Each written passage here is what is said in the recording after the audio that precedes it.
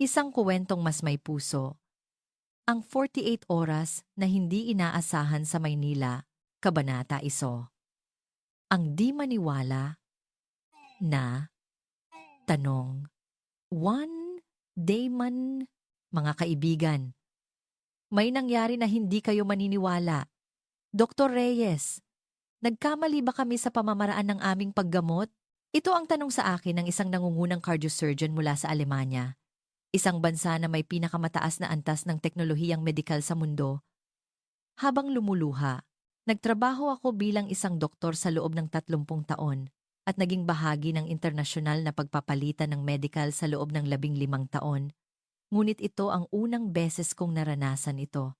30 treta doktor at nurse, piling-pili mula sa mga nangungunang ospital sa Alemanya, ay napilitang manatili sa Pilipinas ng 48 oras dahil sa isang hindi inaasahang pangyayari habang sila ay pabalik mula sa isang advanced medical training sa Singapore.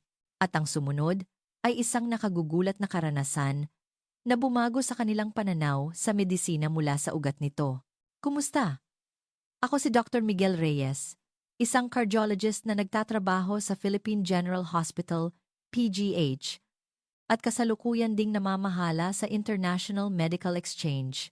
Ang ibabahagi ko ngayon ay ang di malilimutang pangyayari na naganap noong nakaraang taglagas. Bago ako magsimula sa kwento, kung nagustuhan ninyo ang video na ito, pakipindot ang like at subscribe upang mas marami pa ang makaalam sa kahusayan at puso ng pangangalagang medikal sa Pilipinas. Kabanata 2. Ang mga elitistang Aleman. Ang delegasyong ito ay binubuo ng mga napaka-espesyal na miyembro. Pinamumunuan ni Professor Peter Mueller ng Charité University Hospital. Mayroong 5 cardiologist, 4 neurosurgeon, 3 emergency physician, 2 anesthesiologist, at 16 nurses. Lahat sila ay kabilang sa mga medikal na elite sa Alemanya. Ang kanilang edad ay mula sa isang 20 assign taong gulang na nurse hanggang kay Professor Mueller na 16 taong gulang. Si Professor Mueller, sa partikular, ay isang autoridad na nagsisilbing board member ng European Society of Cardiothoracic Surgery at nakagawa na ng mahigit 3,000 operasyon sa puso, isang kinikilalang henyo. Sila ang mga kinatawan ng medisina sa Alemanya na binibigyang diin ang efficiency at technical precision higit sa lahat. Ang orihinal na plano ay dumaan sila sa 5 araw na pagsasanay sa state-of-the-art na pasilidad sa Singapore at pagkatapos ay direktang bumalik sa Frankfurt. Sa Singapore, pinag-aralan nila ang mga AI-powered diagnostic system at pinakabagong surgical robots. At lahat sila ay labis na nasiyahan. Iniisip na ito na ang medisina ng ika-21 siglo. Kabanata 3. Ang di inaasahang pag-antala sa NAIA.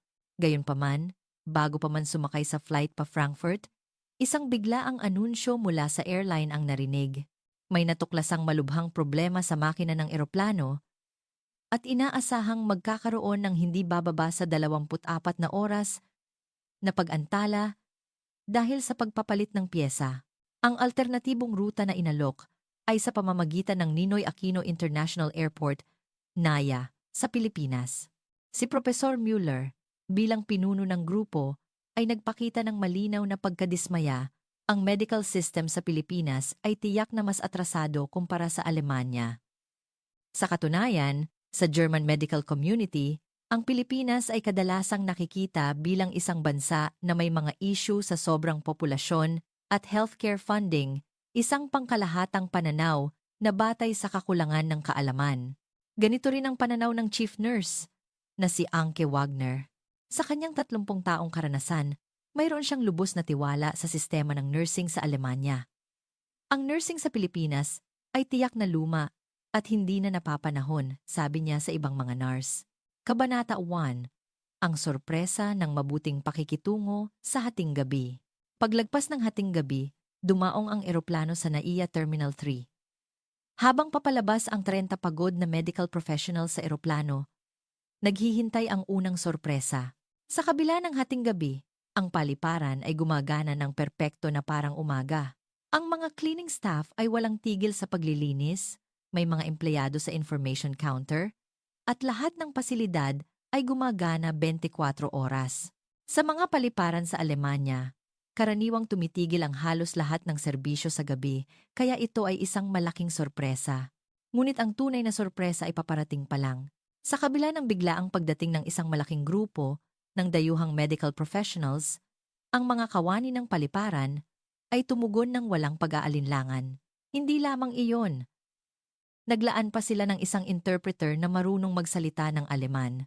Ang interpreter, si Miss Carla Cruz, ay nagtrabaho bilang isang nurse sa Alemanya at perpektong naiintindihan ang mga terminong medikal.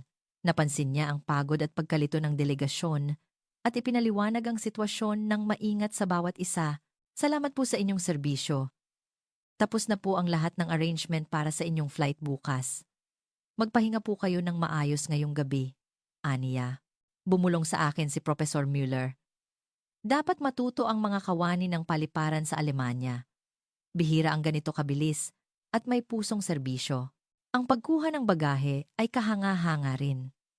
Ang lahat ng bagahe ng 30 tao ay lumabas sa loob ng 15 minuto at ang katayuan ng bagahe ay ipinapakita sa screen sa real time para sa kanila na may dalang mga sample ng medical equipment at mahahalagang dokumento.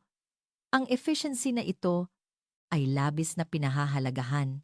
Sa immigration, nagpakita ng espesyal na konsiderasyon ang mga opisyal nang malaman nilang sila ay medical professionals. Maingat nilang tinanong ang layunin ng kanilang pagbisita at ang schedule ng kanilang pananatili at nagbigay pa ng 24 oras na contact number sakaling magkaroon ng anumang problema. Kabanata 5. Ang lungsod na buhay at ang diwa ng komunidad. Sa loob ng bus patungo sa hotel, naramdaman kong unti-unting nagbabago ang ekspresyon ng delegasyon. Ang paunang pag-iingat at pagod ay nagsisimulang maging kuryosidad at pag-asa. Ang tanawin ng Maynila mula sa expressway sa gabi, bandang 1:00, 1 a.m. na, ay bumago sa pananaw ng mga medical professionals. Sa kabila ng oras, ang lungsod ay buhay na buhay. Maliwanag na naiilawan ang mga kalsada, maayos ang daloy ng trapiko, at ang liwanag ng mga convenience store ay nasa lahat ng dako. Ang pinakanakakagulat ay ang mga babaeng naglalakad ng mag-isa. Nakadikit ang mukha ni Katarina, isa sa mga nurse, sa bintana, at nagulat siya. Hindi kapani-paniwala, naglalakad silang mag-isa, at hindi sila mukhang natatakot. Sa Alemanya, lalo na sa malalaking lungsod, itinuturing na mapanganib ang paglalakad ng mag-isa sa gabi. Tuwang-tuwa rin si Hans Schmidt, ang emergency physician. Tingnan ninyo! Wala tayong naririnig na sirena ng ambulansya. Napakatahimik ng malaking lungsod na ito sa hating gabi, aniya. Sa katunayan, sa Berlin at Hamburg, walang tigil ang sirena ng mga ambulansya at sasakyan ng pulis sa gabi. Ang lalo pang nakakagulat ay ang mga taong nakauniporme, na mukhang mga medical professionals, na naglalakbay ng normal sa train kahit hating gabi. Mukha silang pagod, ngunit walang sino man ang tumitingin sa kanila nang may pagduda. Dumating sila sa isang hotel sa Makati bandang 2:00 a.m., ngunit ang paligid ay masigla pa rin. May mga taong papasok at palabas sa mga convenience store at 24 oras na kainan, at nakita rin ang mga medical professionals na umuuwi mula sa night shift. Sa check-in sa front desk, may isa pang emosyonal na sandali.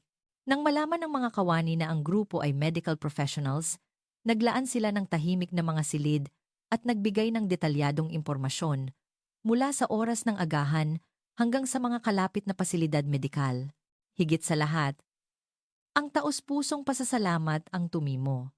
Yumukod ng malalim si Mr. Tan, ang front manager, at nagsabi, "Sa lahat ng medical professionals, salamat po sa inyong serbisyo. Salamat po sa pagprotekta sa amin sa mundong ito." Ang mga salitang ito ay nagdala ng init sa mga puso ng delegasyon na pagod na. Sa elevator patungo sa kanilang mga kwarto, bumulong sa akin si Professor Müller.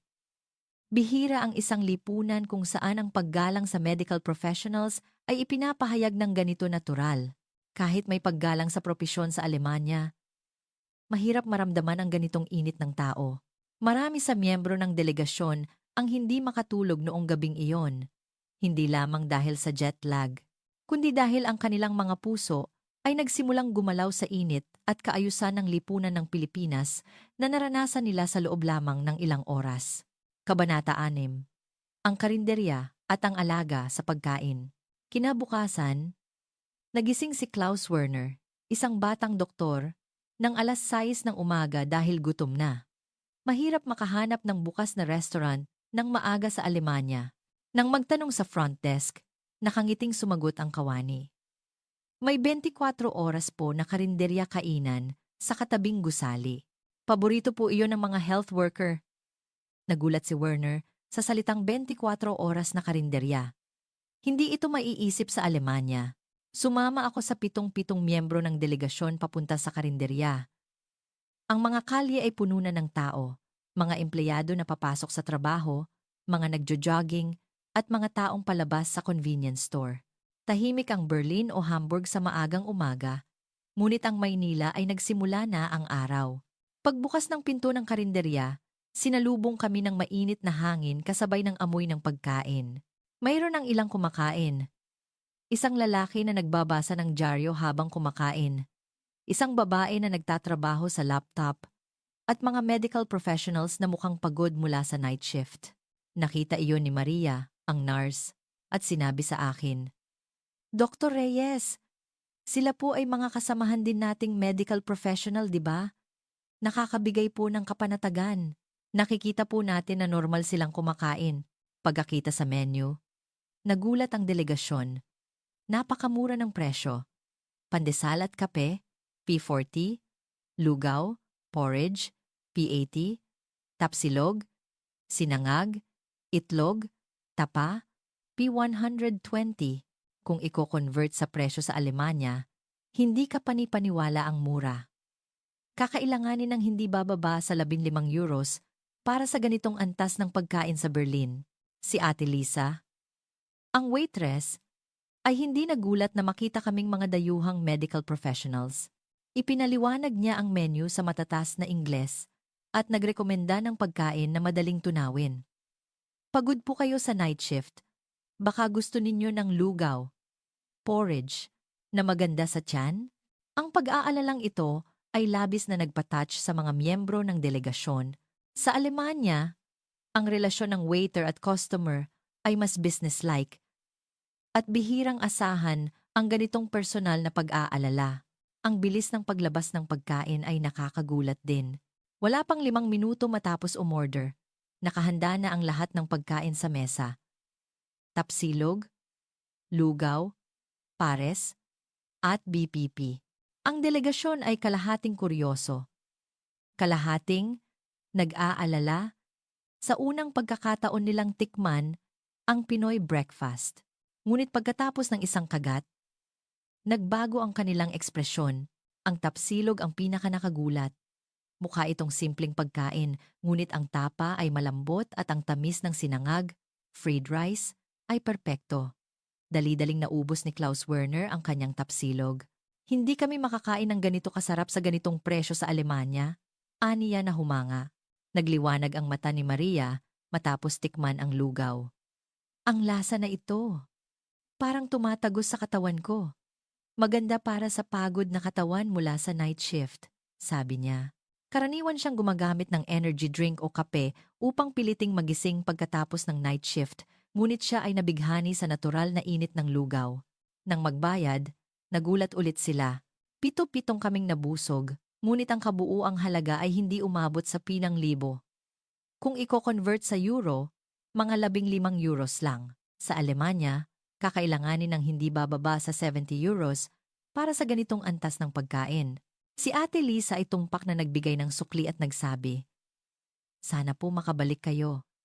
Ingat po sa inyong serbisyo. Bagamat hindi kami nag-night shift, ang taos-pusong pagpapahalaga sa medical professionals na natural na lumalabas sa lipunan ay nagbigay ng malalim na impresyon sa delegasyon. Kabanata 7. Ang kaayusan at ang konsiderasyon sa kalye. Paglabas sa karinderya, nag-usap ang delegasyon ng may paghanga. Masarap ang pagkain, mura ang presyo, at napakahusay ng serbisyo. Mamimiss ko ang tapsilog pagbalik namin sa Alemanya, sabi ni Maria. Pagdating sa kalye, oras na ng rush hour. Ang mga tao ay abala, ngunit ang kaayusan ay napanatili sa pedestrian lane. Lahat ay sumusunod sa traffic light at ang mga naglalakad at nagbibike ay nagkakasundo. Mas chaotic ang tanawin ng umaga sa Berlin at Hamburg. Ang lalo pang nakakagulat ay ang reaksyon ng mga tao kapag may dumaang ambulansya. Nang marinig ang sirena, ang mga naglalakad at sasakyan ay natural na nagbigay daan at lahat ay nakikipagtulungan. Kahanga-hanga ang isang lipunan kung saan ang pag-unawa at kooperasyon ng mga mamamayan sa medisina ay ganito kalalim. Sabi ni Hans Schmidt, Kabanata 1, ang 24 oras na access sa pangangalaga. Pabalik sa hotel, huminto kami sa isang convenience store. Gusto ng delegasyon na maranasan ang kakaibang kultura ng convenience store sa Pilipinas. Pagpasok sa loob, may isa pang sorpresa. Sa kabila ng maagang umaga, ang convenience store ay napakakumpleto na parang isang maliit na hospital canteen. Ang pinakanakagulat ay ang dami ng mga produktong medikal. Mga thermometer, band-aid, gamot sa ubo, at gamot sa sakit ng ulo. Ang mga pangunahing medical supplies ay available 24 wanas. Sa Alemanya, limitado ang oras ng mga pharmacy. At sa mga emergency, kailangan nilang pumunta sa itinalagang night pharmacy. Ngunit sa Pilipinas, ang mga pangunahing medical supplies ay mabibili anumang oras sa convenience store. Nagulat si Ana, ang nurse. Ito ang unang beses kong nakita ang isang lipunan na may ganito kadaling akses sa pangangalaga. Kung iisipin sa pananaw ng pasyente, wala nang mas nakakapagpatibay pa rito, sabi niya. Nang malaman ni Kuya Ben, ang store clerk, na kami ay medical professionals, nagpakita siya ng espesyal na konsiderasyon. Itinuro niya ang lokasyon ng kalapit na pharmacy. Kung may problema kayo, huwag po kayong mag-atubiling tawagan kami, aniya. Ang kabaitan na ito ay labis na nagpa-touch sa delegasyon. Ang mga store clerk sa Alemanya ay efficient, ngunit bihirang magbigay ng ganito personal na konsiderasyon.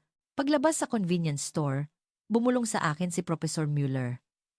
Dr. Reyes, sa bansang ito, parang ang medisina ay nakatanim sa buong lipunan. Hindi lang paggalang sa medical professionals, kundi mataas din ang kaalaman ng mga mamamayan tungkol sa kalusugan. Pabalik sa hotel, nagulat din sila sa kalinisan ng lungsod. Walang basura, at malinis ang lahat. Nakikita ang mga cleaner sa buong Maynila. Ang buong lungsod ay gumagalaw na, parang isang organism, sa Berlin. Ang mga tourist spot lang ang malinis, at madalas na marumi ang mga residential area, ngunit magkaiba ang Maynila. Pagdating sa lobby ng hotel, gising na rin ang ibang miyembro ng delegasyon. Tinanong nila kung saan kami nagpunta. Nang ibahagi namin ang kwento tungkol sa pagkain sa umaga, lahat sila ay nainggit at humingi na isama sila sa susunod. Sa ganito nagsimula ang unang umaga sa Pilipinas. Sa loob lamang ng ilang oras, ganap na nagbago ang ekspresyon ng delegasyon. Nawala ang mga mukhang nababahala at napuno sila ng kuryosidad at pag-asa. Ngunit ang tunay na sorpresa na mararanasan nila ay nagsisimula pa lang, Kabanata 9. Ang puso ng PGH. Alas 9 ng umaga, sinimulan ko ang opisyal na paglilibot sa Maynila kasama ang delegasyon. Sila mismo ang nagdesisyon sa unang destinasyon. Gusto nilang makita ang tunay na medical setting sa Pilipinas. Nakipag-ugnayan ako sa aking mga kasamahan sa Philippine General Hospital, PGH, at humingi ng espesyal na pahintulot para sa pagbisita. Ang pagsakay sa LRT, MRT ay isang mahalagang karanasan para sa delegasyon. Nagulat sila sa kalinisan ng istasyon, ang linaw ng mga karatula, at higit sa lahat, ang magandang asal ng mga pasahero. Sa loob ng train, nasaksihan namin ang pinakanakakagulat na eksena. Sa susunod na istasyon, sumakay ang isang lolo matanda na may tungkod, agad-agad. Ilang pasahero ang tumayo upang magbigay ng upuan. Sumagot ang lolo ng nakangiti. Salamat po. At umupo. Nakita ni Katarina, ang nurse, ang eksena, at naiyak. Bihira ang ganitong natural na pagmamalasakit kahit sa Alemanya. Parang ang paggalang sa mga matatanda ay nakatanim sa buong lipunan, bulong niya. Pagdating sa Philippine General Hospital PGH, malugod kaming sinalubong ng mga kawani. Nagbigay ng pagbati si Dr. Dela Cruz, ang International Exchange Coordinator sa matatas na Aleman. Maligayang pagdating. Sana'y makita ninyo ang medical setting sa Pilipinas sa maikling oras na ito. Ang una naming pinuntahan ay ang emergency room. Dito, ang nakita ng delegasyon ay hindi lamang ang technical advancement kundi pati na rin ang taos-pusong pagtugon sa mga pasyente. Ang mga nurse at doktor ay maingat na nakikipag-usap sa bawat pasyente, sinisikap na bawasan ang kanilang pagkabalisa. Ang lalo pang nakakagulat ay ang pagtugon sa isang matandang pasyente. May isang 80 taong gulang na lola na dumating ng mag-isa at si Nurse Torres ay nakikipag-usap sa kanya nang malumanay na parang lola niya ito. Pagod po kayo, Lola. Mag-isa po kayo ngayon? Tatawagan po ba namin ang inyong pamilya? Bumulong sa akin si Professor Mueller sa Alemanya na binibigyang diin ang efficiency. Ang ganitong pagmamalasakit ng tao ay madalas na nawawala. Ngunit dito, ang teknolohiya at pagkatao ay ganap na nagsasama. Kabanata 10. Ang pag-aalaga ng pamilya sa ICU. Sa pagbisita sa Intensive Care Unit ICU, mas malaking sorpresa ang naghihintay. Sa gitna ng mga pinakabagong medical devices, ang coordination ng mga doktor at nurse ay parang sining. Ngunit ang pinakanakakagulat ay ang pagtugon sa pamilya ng pasyente. Ang pamilya ng isang 60 taong gulang na pasyente ay naghihintay ng may pagkabalisa. Santos, ang attending physician, ay naglaan ng oras kahit abala at detalyadong ipinaliwanag ang sitwasyon sa pamilya. Ang kasalukuyang kondisyon, ang treatment plan, at higit sa lahat, ang kanyang approach na makiramay sa pagkabalisa ng pamilya. Sa Alemanya, ang mga doktor ay nagbibigay ng medikal na paliwanag, ngunit bihira ang ganito kalalim na pag-aalala sa emosyon ng pamilya ng pasyente. Ang medisina ay hindi lang medical technology, kundi pati na rin ang pangangalaga sa puso ng pasyente at ng kanilang pamilya. Sabi ni Hans Schmidt, Kabanata 11. Ang init ng surgical team. Sa pagbisita sa operating room, nasaksihan namin ang mataas na kasanayan ng mga Filipino surgeon. Ngunit higit pa roon, ang kapaligiran ng surgical team, ang tumimo. Sa kabila ng tensyon, may init at pagmamalasakit sa isa't isa. Pagkatapos ng operasyon, ang lead surgeon, kahit pagod, ay nagpunta sa pamilya.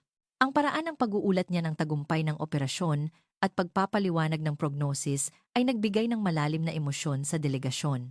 Dr. Reyes, dito, talagang pinahahalagahan ng mga doktor at nurse ang pasyente at ang kanilang pamilya. Ang medisina ay hindi lang skill, kundi pati na rin ang heart, sabi ni Maria.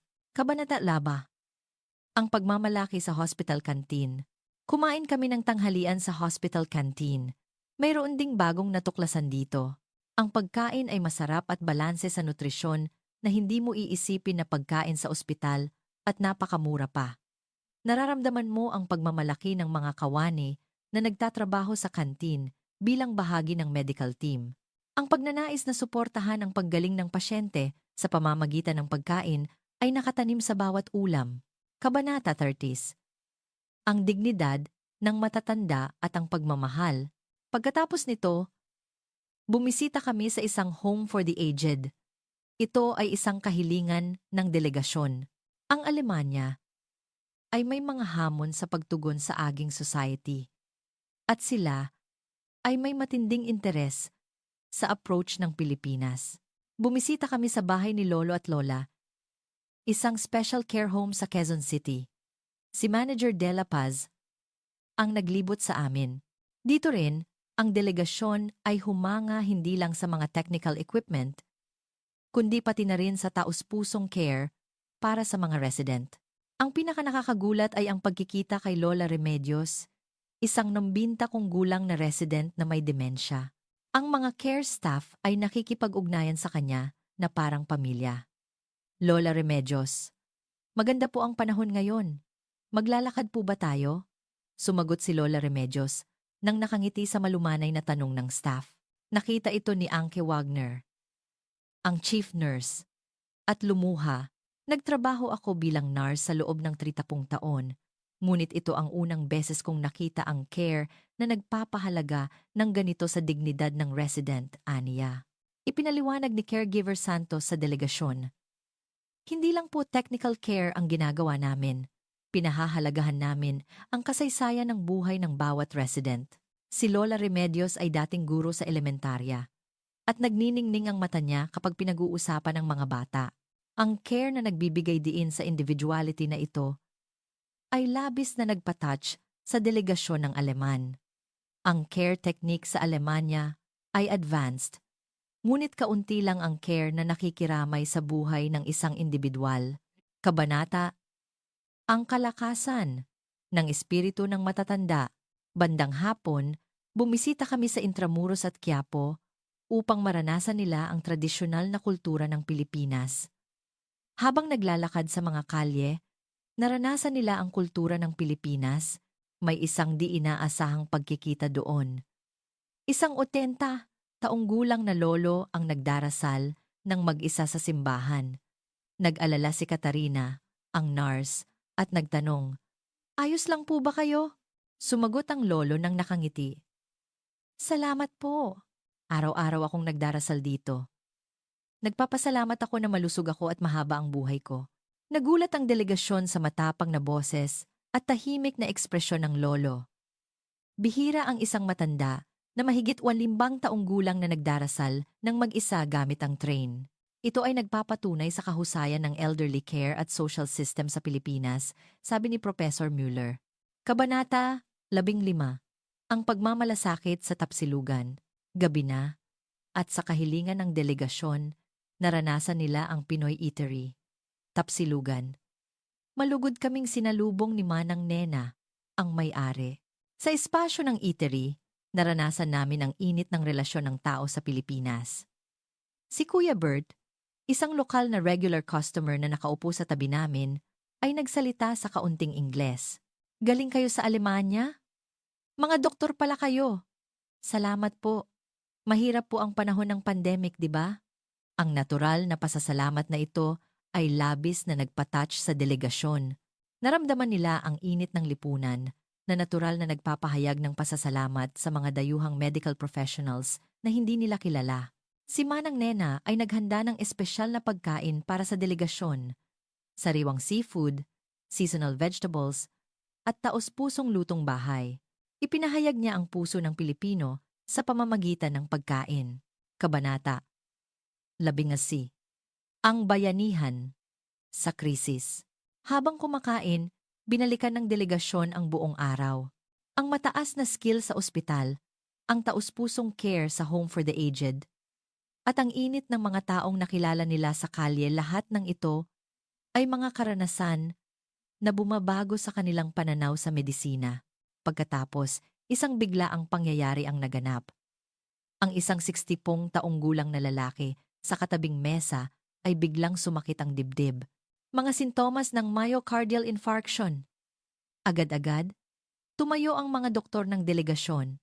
Mabilis na tumugon ang mga cardiologist, pinamumunuan ni Professor Mueller.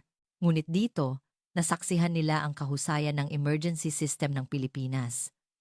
Agad na tumawag si Manang Nena ng 911 at dumating ang ambulansya wala pang 5 minuto. Nagulat ang mga doktor ng Aleman sa professionalism at mabilis na tugon ng mga paramedic. Ang first aid sa lugar at ang komunikasyon sa ospital ay nagpatuloy ng maayos. Ang pinakanakakagulat ay ang paraan ng pagpapakita ng paggalang ng mga paramedic sa mga dayuhang doktor ng delegasyon at humingi ng kooperasyon. "Salamat po sa tulong ninyo, mga doktor. Pwede po ba ninyong samahan kami sa ospital?" Kabanata 70. Ang luha ng cardiosurgeon. Ang pasyente ay dinala sa Philippine General Hospital, PGH, at isinagawa ang emergency operation. Tagumpay ang operasyon at nailigtas ang buhay ng pasyente. Kinabukasan, nang bumisita kami sa pasyente, ang pamilya ay yumukod ng malalim at nagpahayag ng pasasalamat. Mga doktor na Aleman, "Salamat po. Maraming salamat po sa pagligtas sa buhay ng aking asawa, sabi ng asawa habang lumuluha. Ang lahat ng miyembro ng delegasyon ay naantig sa pasasalamat na ito. Sa pamamagitan ng karanasang ito, isang malaking pagbabago ang naganap sa puso ni Professor Mueller. Paglabas sa silid ng pasyente, hinawakan niya ang aking kamay at nagsabi, Dr. Reyes, nagkamali ba kami sa pamamaraan ng aming paggamot? Hinabol lang namin ang teknolohiya at nakalimutan naming makiramay sa puso ng pasyente. Ang 60 taong gulang na veteran doktor ay lumuha at nagpahayag. Sa Alemanya, dahil binibigyang diin namin ang efficiency, binaliwala namin ang relasyon ng tao sa bawat pasyente. Ngunit sa Pilipinas, ang teknolohiya at puso ay perpektong nagsasama. Hindi ba ito ang tunay na medisina? Ganito rin si Anke Wagner, ang chief nurse. Nagtrabaho ako bilang nurse sa loob ng 13 taon. Ngunit ito ang unang beses kong nakita ang care na nagbibigay diin sa dignidad at puso ng pasyente. Nakuha namin ang nursing technique, ngunit marahil ay nawala namin ang puso ng nursing. Mas prangka si Klaus Werner, ang batang doktor. Nag-aral ako ng pinakabagong teknolohiya sa medical school, ngunit hindi ako tinuruan kung paano makipag-ugnayan sa pasyente. Nakikita ko ang mga doktor sa Pilipinas at napagtanto ko na ang medisina ay hindi lang skill, kundi relasyon ng tao. Ang lahat ng miyembro ng delegasyon ay nakaranas ng malaking pagbabago sa kanilang mga values sa loob ng 48 oras na ito. Lubos nilang naunawaan ang kahalagahan ng care para sa puso ng pasyente, bukod pa sa efficiency at technical precision na hinabol nila. Kabanata 18, ang simula ng bagong kabanata. Sa umaga ng huling araw, nagtungo ang grupo sa NAIA. Tahimik sila sa daan patungo sa paliparan. Hindi ito dahil sa pagod o pagkainip, kundi dahil inaayos nila sa kanilang puso ang kahalagahan ng naranasan nila sa loob ng 48 oras. Sa NAIA, naghihintay ang huling emosyonal na sandali. Nang malaman ng mga kawani ng paliparan ang kanilang propesyon sa check-in, yumukod sila ng malalim at nagsabi, Medical professionals, salamat po sa inyong serbisyo. Salamat po sa pagprotekta sa aming kalusugan. Naramdaman ng delegasyon ang init ng lipunan ng Pilipinas hanggang sa huli sa natural na pagpapahayag ng pasasalamat na ito. Habang naghihintay sa immigration, nagbigay ng huling salita sa akin si Professor Mueller. Dr. Reyes, ang 48 oras na ito, ang pinakamahalagang karanasan sa 30 taon ng aking buhay bilang doktor. Natutunan ko ang kahalagahan ng medisina na nagpapahalaga sa puso, hindi lang sa teknolohiya. Pagbalik ko sa Alemanya, ibabahagi ko ang karanasang ito sa aking mga kasamahan. Bago sumakay sa eroplano, si Katarina, ang nurse, ay lumuha at nagsabi, Gusto kong ipalaganap ang kahusayan ng care ng Pilipinas sa mundo. At gusto kong magtrabaho sa Pilipinas balang araw. Sa ganito nagtapos ang hindi inaasahang 48 oras na tour sa Pilipinas. Ngunit ito ay hindi isang pagtatapos, kundi isang bagong simula. Kabanata 19. Ang epekto sa Alemanya.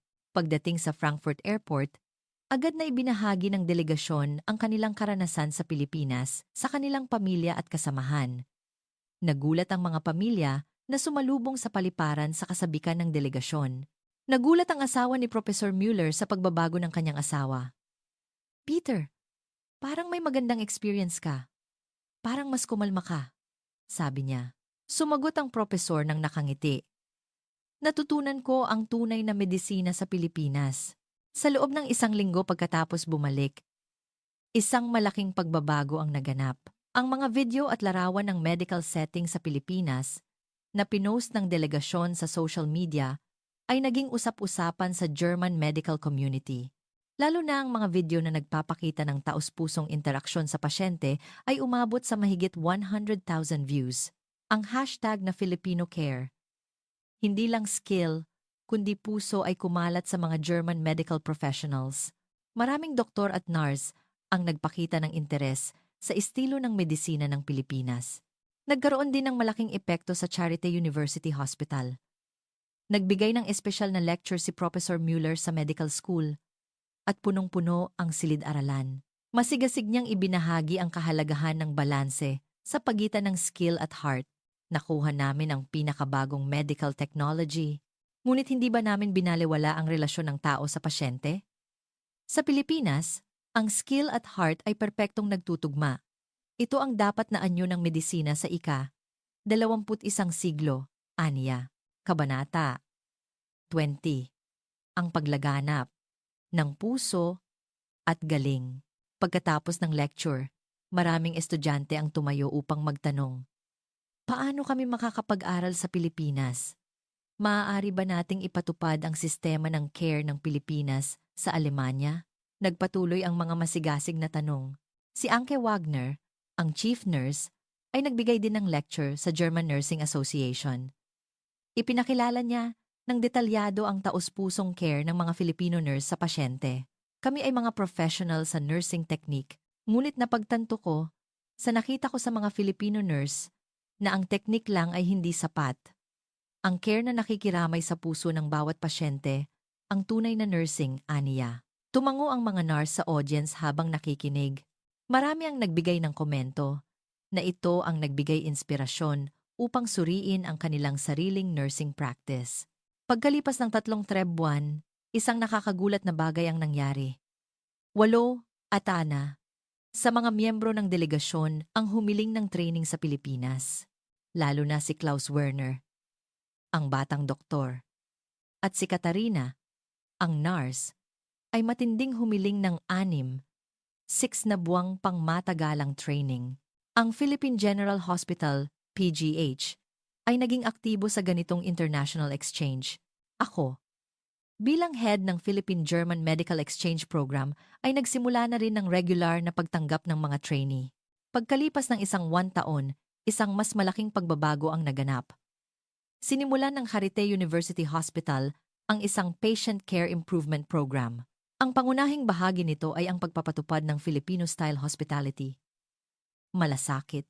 Si Professor Mueller ang namuno sa pagtatatag ng training program para sa mga doktor at nurse na nagbibigay diin sa pakikiramay sa puso ng pasyente. Sinikap nilang ipalaganap ang estilo ng medisina na nagbibigay diin sa relasyon ng tao, hindi lang sa technical treatment. Ang initiative na ito ay nakakuha ng atensyon sa loob at labas ng Alemanya.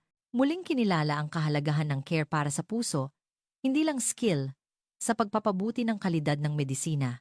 Sa kasalukuyan, mahigit 50 German medical professionals ang humihingi ng training sa Pilipinas bawat taon.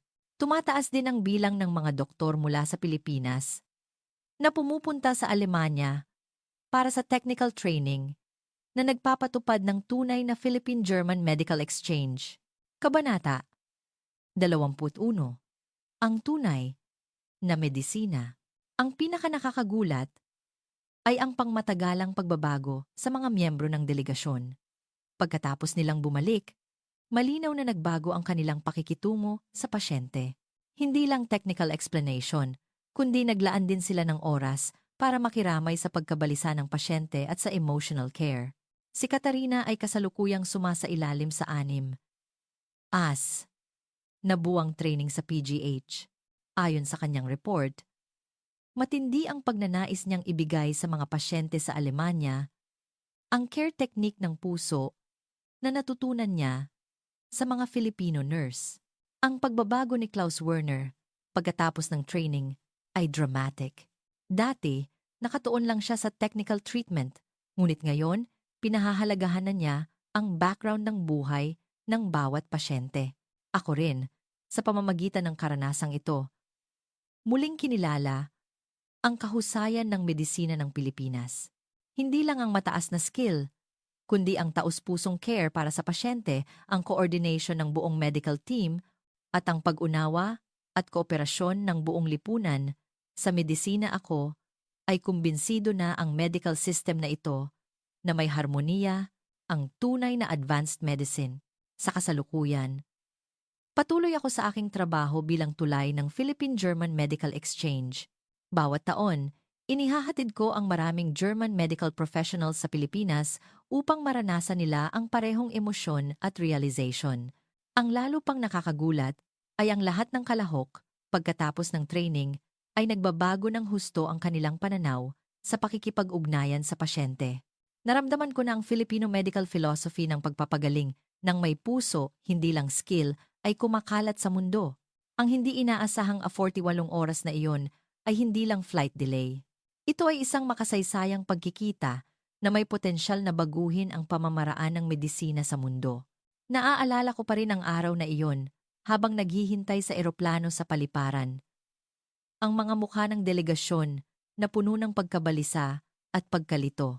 At ang mga nagniningning na mukha na puno ng emosyon at pasasalamat pagkatapos ng 48 oras, ang tunay na lakas ng medisina ng Pilipinas ay hindi lang sa cutting-edge technology. Ito ay nasa kultura ng pagpapahalaga sa pasyente na parang pamilya, ang culture ng teamwork na sumusuporta sa isa't isa, at ang sistema ng buong lipunan na sumusuporta sa medisina. Nais kong mas maraming medical professionals mula sa ibang bansa ang makaranas ng tunay na Filipino care. At umaasa ako na ang karanasang iyon ay magpapayaman sa kanilang pananaw sa medisina at magiging simula ng pagbibigay ng mas mahusay na care sa mga pasyente sa buong mundo. Ang 48 oras na iyon ang nagturo sa amin na ang medisina na may harmonia ng skill at heart ang nararapat na anyo ng medisina sa ika-21 siglo. Hanggang dito na lang ang kuwento. Ang nakakaantig na kuwento kung paano binago ng 30 German medical professionals ang kanilang pananaw sa medisina sa loob ng hindi inaasahang 48 oras. Ano ang masasabi ninyo? Mag-iwan ng comment upang suportahan ang mga bida ng kuwentong ito. Kung nagustuhan ninyo ang video na ito, pakipindot ang like at subscribe. Nais naming ipalaganap ang kahusayan ng Filipino care sa mas maraming tao. Salamat po sa panonood.